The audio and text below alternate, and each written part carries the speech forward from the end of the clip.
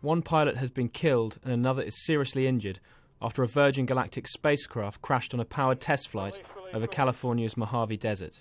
The incident occurred after Spaceship Two fired up its rocket following a high-altitude drop from the White Knight 2 mothership. Initially, everything was going just fine, so it was just excitement. It was like, go, go, go, hey, this is great. Then there was just a puff that shouldn't have been there, and at that point, I knew that something was very, very wrong. Theresa May is looking for a third head of the inquiry into alleged child sex abuse. Fiona Woolf, the Home Secretary's second choice, quit yesterday following pressure from victims and lawyers. They were concerned about Mrs Woolf's links with former Home Secretary Lord Britton, who may give evidence to the inquiry.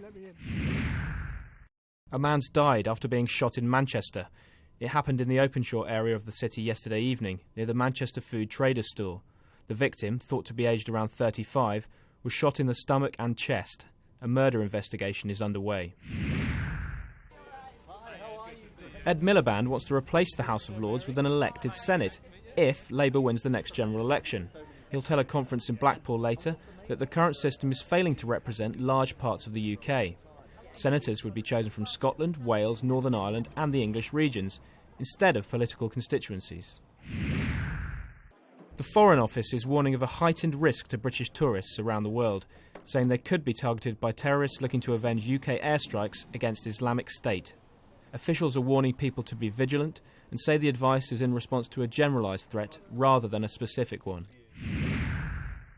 Searches will resume this morning at the site of a huge factory fire in Staffordshire, which claimed the lives of at least 2 people. The SP Fireworks warehouse caught fire on Thursday night, causing several explosions. 2 bodies were pulled from the wreckage yesterday. Police cautions will be scrapped in England and Wales, with trials due to begin in West Yorkshire, Leicestershire and Staffordshire. Under new government plans, minor offenders could now be forced to write an apology, repair damages or pay compensation.